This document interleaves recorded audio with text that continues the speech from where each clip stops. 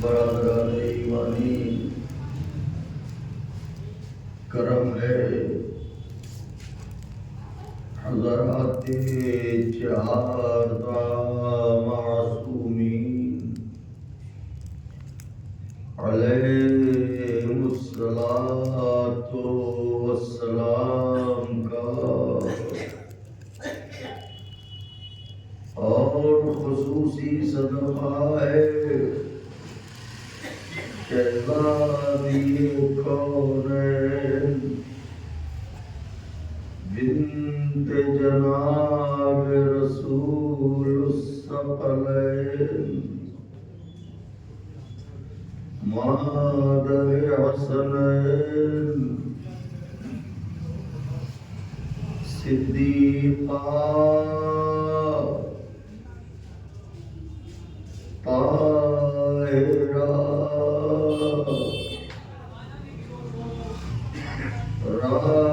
راضیہ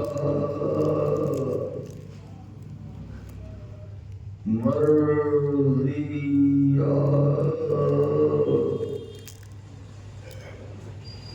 بطول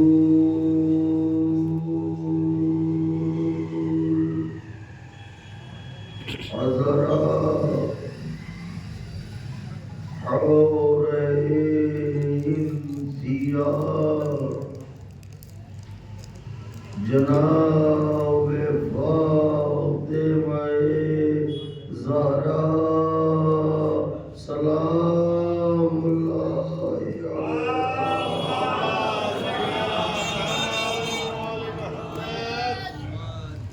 ایک اور صلوات کی گزارش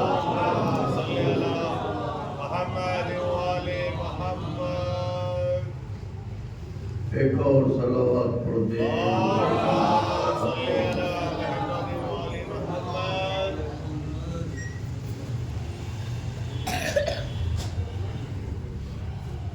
بی بی سلام اللہ علیہ کی نالین پاک سے لپٹی ہوئی گرد کے ذروں کا تصدق ہے کہ کاتب تقدیر نے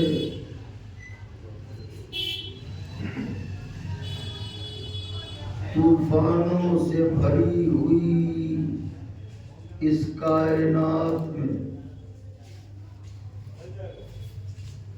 ہم جیسوں کو فرش عذاب پر بلا کے کشتی نجات میں بٹھا دیا واہ واہ اس کا لاکھ لاکھ شکر ہے کہ اس نے فقرہ مولا کی مہمانوں کے حضور ڈاکٹر صاحب تاریخ کو نچوڑ کے فقرہ کہہ رہا ہوں اگر اس کی شرح کی جائے تو شاید مکمل مجلس ہوگی اس کا لاکھ لاکھ شکر ہے کہ اس نے ہم جیسے غریبوں کو فرش عزائے حسین پر آنے جانے کا شرف دے کے دنیا کے دوزخ میں رہتے ہوئے جنت میں آنا جانا سکھایا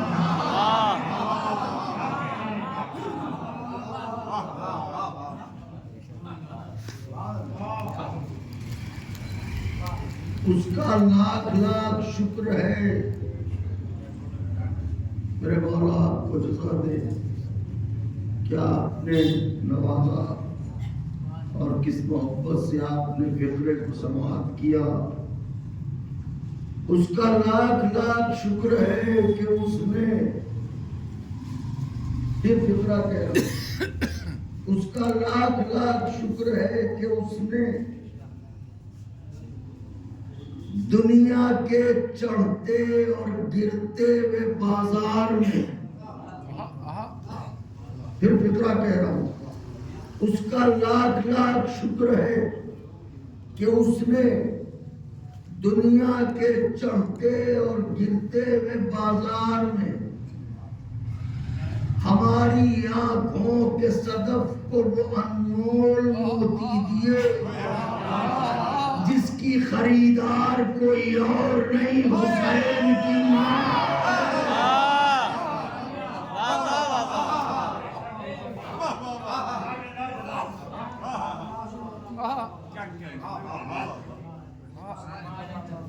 اور یہ وہ موتی ہیں جنہیں قیمت جنت قرار دیا، اور قیمت جنت قرار دے کے ہم غریبوں کے دلوں سے غریبی کا احساس نکال دیا کہ جس کے پاس جنت خریدنے بھر کا مال ہو وہ غریب کا صلوات بھیجے بابا۔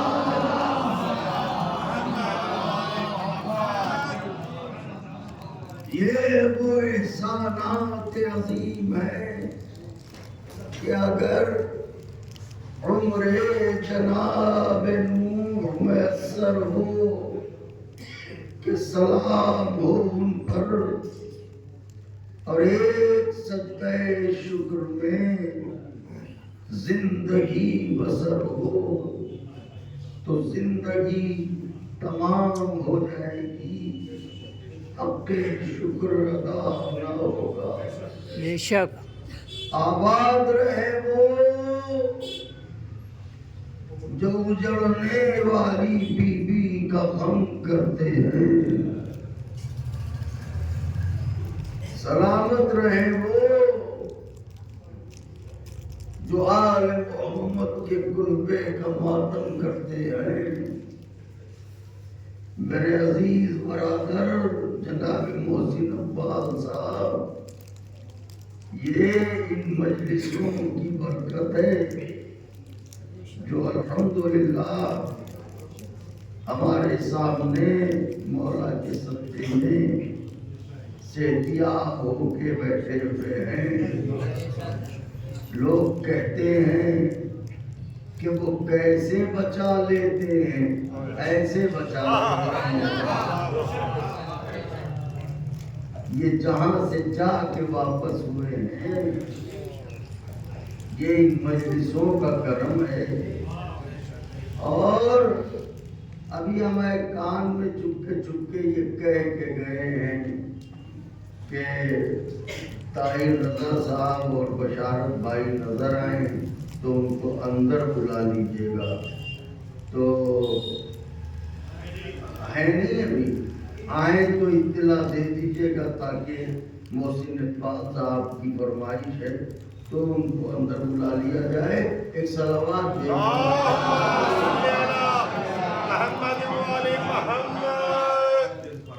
تو آج کی اس گفتگو میں کیونکہ مجالس کا سلسلہ جاری و ساری ہے اور انشاءاللہ پرسوں تک یہ سلسلہ جاری رہے گا، تو آج کی گفتگو تھوڑی نازک ہے، مگر ماشاءاللہ شعراء بیٹھے ہیں، خداوند بیٹھے ہیں، اہل علم تشریف فرما ہے تو توجہ فرمائیں گے قبلہ، تو چند باتیں عرض کروں گا۔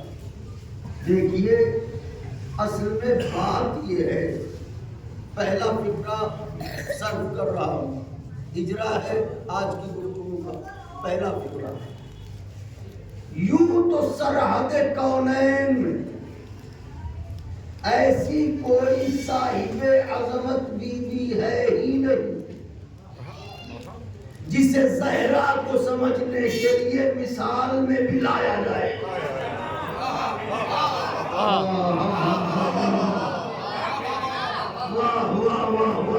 آپ کہیں گے حوا وہ کنیز ہے، سارا وہ کنیز ہے، مریم وہ کنیز ہے، تو کئی کنیزوں کو شہزادی کی معرفت کے لیے مثال میں لایا جاتا ہے۔ تو یوں تو کائنات میں کوئی ایسی پاکیزہ بی بی ہے ہی نہیں جسے معرفت بطول کے لیے حضور مثال میں لایا جائے، لیکن چونکہ عقل بشر اس بات کی متقاضی ہے کہ کسی کو سمجھنے کے لیے کسی کا سہارا لیتی ہے، اور اسی لیے علم منطق وجود میں آیا کہ تاکہ دلیلوں کی بنیاد پر حقائق تک پہنچا جائے۔ تو اس لیے تاریخ میں جو چند مخصوص شخصیات ہیں، بلکہ قرآن نے جن پاکیزہ بیویوں کا ذکر کیا ہے، ہم کبھی کبھی انہیں مثال میں لاتے ہیں تاکہ انہیں پڑھ کے کچھ ظاہرہ کو سمجھ سکیں، کچھ بہت کچھ نہیں، اور سب کچھ تو کوئی سمجھ ہی نہیں سکتا، یا نبی جانے یا خدا جانے۔ توجہ فرمائی آپ نے؟ تو ان بیویوں کو اس لیے لایا جاتا ہے کہ تاکہ عظمت بطول سلام اللہ علیہ کے لیے تھوڑا سا زینہ طے ہو سکے۔ چنانچہ آج کی گفتگو قرآن میں جس مقدس بی بی کا ذکر ہے، اس بی بی کے ذریعے شہزادی کے حضور پہنچیں گے، جس بی بی کی مجلس ہے فضائل اس کی والدہ گرامی کے لیے اور مصائب اس شہزادی کے لیے۔ لیکن توجہ، یاد رہے اس مقدس بی بی کا نام ہے مریم، جس کا ذکر قرآن نے کیا ہے۔ مریم کا مسئلہ یہ ہے کہ جس زمانے میں مریم اس کائنات، نوجوانوں دیکھو میری طرف، جس زمانے میں جناب مریم اس کائنات میں تشریف لائی ہے، وہ زمانہ انتظار مریم کا نہ تھا بلکہ انتظار عیسیٰ کا تھا، اور ساری کائنات کسی مسیحا کے انتظار میں بے قرار تھی۔ انتظار کرنے والے دو گروہوں میں بٹے تھے، ایک گروہ ظالم تھا، ایک گروہ مظلوم تھا۔ مظلوم یہ سوچ رہا تھا کہ مسیحا آئے گا تو ہمیں نجات دلائے گا، ظالم یہ سوچ رہا تھا کہ اگر آ گیا تو ہمارا کیا ہوگا۔ یہی کیفیت انتظار اتفاق سے آج بھی ہے۔ ہم سوچ رہے ہیں آنے والا آئے گا تو ہمیں نجات دلائے گا، وہ سوچ رہے ہیں آ گیا تو ہمارا کیا سوچ رہے ہیں۔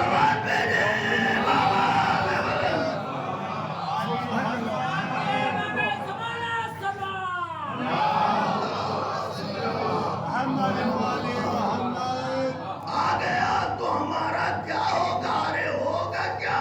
کہنے والے نے کہا ہے کہ اٹھے گا شور صفے کارزار سے بھاگو، برس رہی ہے اجل ذوالفقار سے بھاگو، صدا کسی کی نبی کے دیار سے بھاگو، کوئی کہے گا نکل کر مزار سے، کوئی کہے گا نکل کر مزار سے بھاگو، قبائے ظلم و تشدد کو پھاڑنے والا پھر آ گیا در خیبر۔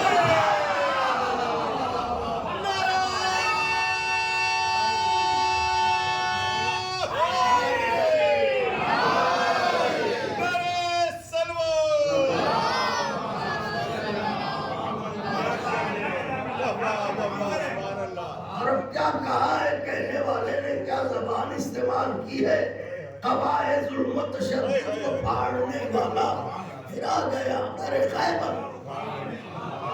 علی کی تیغ ہے، علی کی تیغ ہے پھر بے نیام بھاگ چلو، علی کی تیغ ہے پھر بے نیام بھاگ چلو، جگہ حرم میں نہیں سوئے شام، علی کی تیغ ہے پھر بے نیام بھاگ چلو، جگہ حرم میں نہیں سوئے شام بھاگ چلو، اجل کو یاد ہے ہم سب کے نام،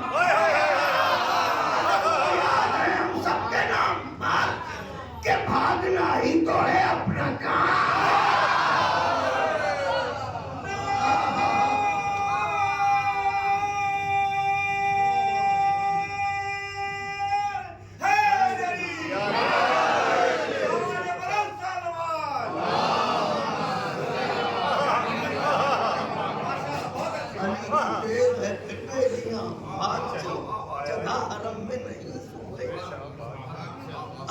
کو یاد ہے ہم سب کے نام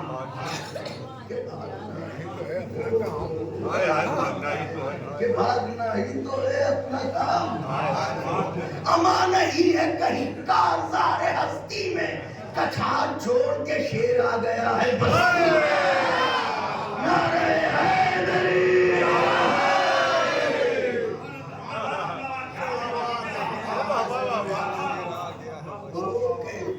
انتظار تو ایک وہ گروہ ہے جو یہ سوچ کے انتظار کر رہا ہے کہ آنے والا آئے گا تو ہمیں نجات دلائے، اور ایک وہ گروہ ہے جو یہ سوچ رہا ہے کہ آ گیا تو ہمارا آخر کو جناب مریم آئی۔ مجھے سیاق و سباق میں نہیں جانا ہے، اس کے لیے بہت بہت چاہیے، تو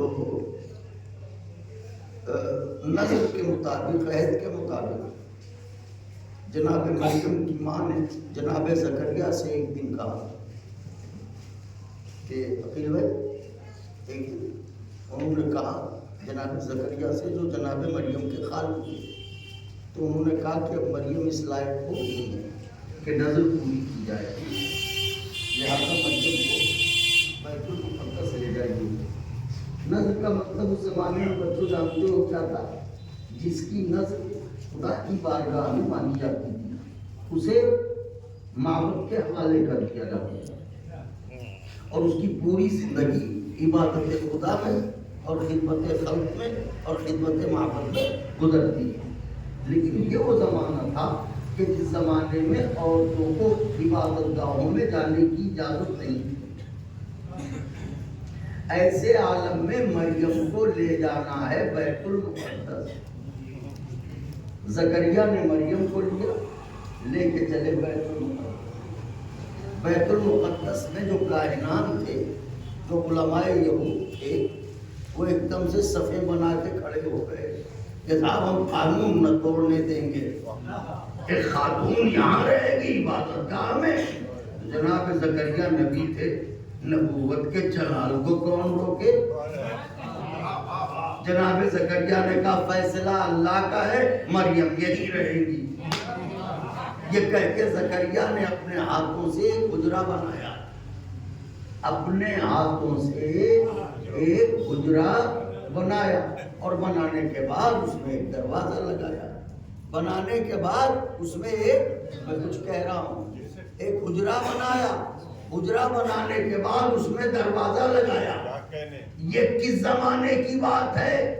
مریم کے زمانے کی۔ حجرہ بنایا، دروازہ لگایا، حجرہ بنایا، دروازہ لگایا۔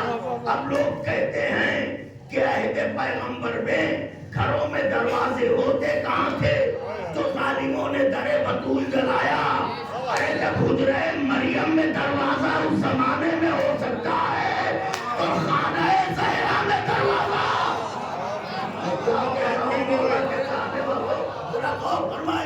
دروازہ بنایا، دروازہ لگایا، اور آواز دی مریم اب یہ حجرہ آپ کا ہے، آپ اس میں رہیں، عبادت خدا کریں اور معبد کی خدمت کریں۔ یہ کہہ کے جناب زکریا واپس چلے گئے۔ چند دنوں بعد کرائے ملنے کے لیے تو بالکل غور سے توجہ پلکے نہ جھپکے۔ اب جو آئے جناب زکریا تو مریم کچھ اداس بیٹھ گئی تھی، تو زکریا کو آتا دیکھ کے چاہا کہ اپنے ہاتھوں کو عبایا میں چھپا لے۔ زکریا کی نظر پڑ گئی کہ مریم یہ ہاتھوں کو عبا کے دامن میں کیوں چھپا رہی؟ تو ان کا خاندان آپ نے دیکھ لیا؟ کہاں؟ اب جو انہوں نے ہاتھ آگے کیا تو زکریا نے دیکھا کہ مریم کے ہاتھ پر جگہ جگہ چھالے پڑے ہوئے۔ تو زکریا تڑپ گئے، معصومہ بیوی کے ہاتھ پر چھالے تڑپ گئے، تڑپ کے کہنے لگے مریم یہ ہاتھوں پر چھالے کیسے؟ تو کہا کہ کیا بتاؤں، معبد کے لوگ سخت سے سخت کام مجھ سے لیتے ہیں تاکہ میں گھبرا کے معبد چھوڑ کے چلی جاؤں۔ جناب زکریا نے کہا اچھا آگے بڑھے، آواز دی تمہیں شرم نہیں آتی؟ تم ایک معصومہ بیوی کو ستاتے ہو؟ آج کے بعد مریم اپنی مرضی کی مالکہ ہے. مریم اتنے ہی کام کرے گی مابت کے جتنا اس کا جی چاہے گا. اگر کسی نے ستانے کی کوشش کی اپنا انجام سوچ لے. یہ کہہ کے کہا بیٹی اب یہ اجرا تمہارا ہے, اپنی مرضی سے رہو, کوئی تمہیں ٹوکے گا نہیں. یہ کہہ کے پھر چلے گئے. چند دن گزرے, یاد مریم آئی. زکریا بیت المقدس جانے کی تیاریاں کرنے لگے. جناب حنا کی نظر جو مریم کی ماں ہے زکریا پر پڑ گئی. جیسے ہی زکریا پر جناب حنا توجہ, جناب حنا کی نظر پڑی, آگے بڑھی, آواز دی, اے اللہ کے نبی کیا مریم سے ملنے جا رہے ہو؟ کہا ہاں. کہا اگر اجازت ہو تو کچھ گزارش کروں. کہا کہو حنا کیا کہنا چاہتی ہو؟ کہا اصل میں کہنا ہی چاہتی ہوں کہ مریم کو میرے ہاتھوں کی پکی ہوئی روٹیاں بہت اچھی لگتی ہیں, تو اگر آپ اجازت دیں تو میں چند روٹیاں پکا کے مریم کے لیے بھیج دوں آپ کے ہاتھوں. یاد رہے جناب مریم کا ذکر اس لیے کر رہا ہوں تاکہ تعارف زہرا ہو سکے.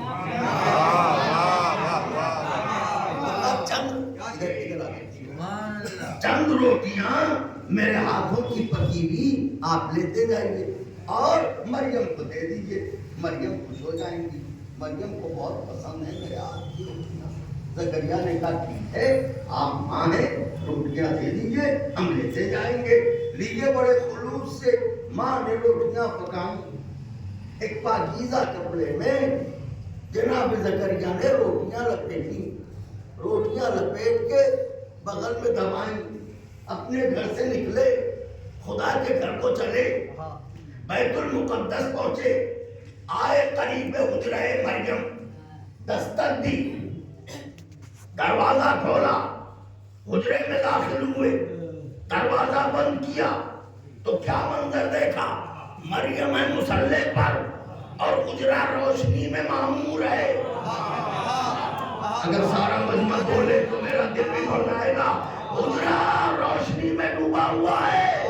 یہ منظر دیکھ کے اب تو ذرا سا اور آگے بڑھے زکریا تو عجب منظر دیکھا. کیا دیکھا؟ مریم تو مصلی پر عبادت کر رہی ہے اور مریم کے پہلو میں نعمتیں رکھی.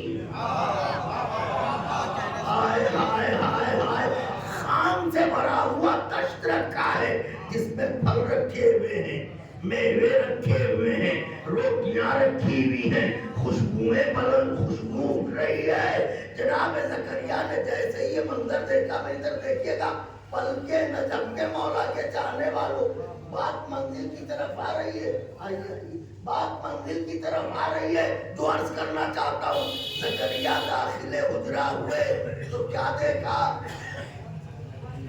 مریم مصلی پہ ہے. نوجوانوں بتائیے, مریم مصلی پہ ہے, حجرہ روشنی میں ڈوبا ہوا ہے اور پہلو میں کیا رکھا ہے؟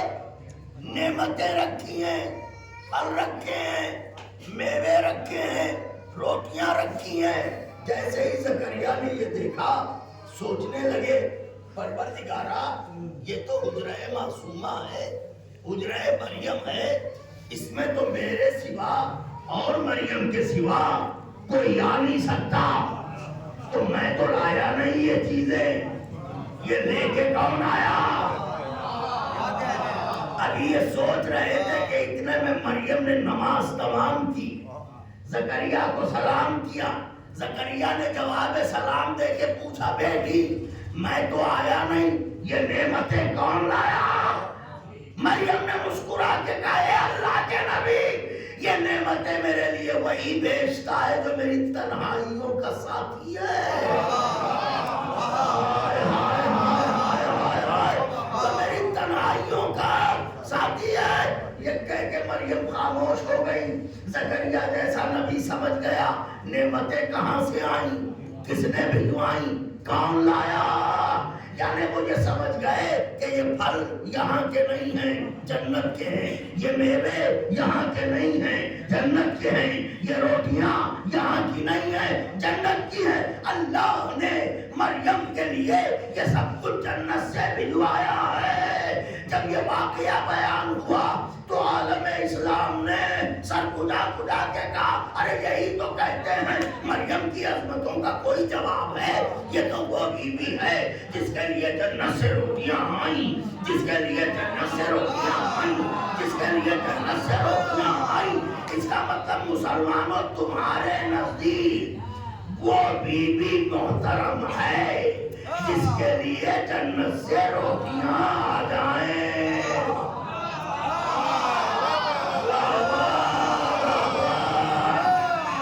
مسلمانوں تمہارے نزدیک وہ بیوی صاحب عظمت ہے جس کے لیے جنت سے روٹیاں آ جائیں، تو مریم کے لیے روٹیاں آئیں۔ مریم ہے صاحب فضیلت، لیکن اب میں یہ کہہ رہا ہوں یہ ہے مریم بنت عمران اور یہ ہے فاطمہ بنت محمد۔ اب اگر مریم کی طرح ان کے لیے بھی روٹیاں ہی آ جائیں تو ان میں اور فاطمہ میں فرق کیا ہے؟ لہذا تاریخ نے اسی منظر کو ثابت کرنے کے لیے اپنے دامن میں دونوں تصویریں سمیٹی، آواز دی کس کے لیے جنت سے روٹیاں آئیں، اسے مریم کہتے ہیں جس کے ہاتھوں کی پکی ہوئی روٹیاں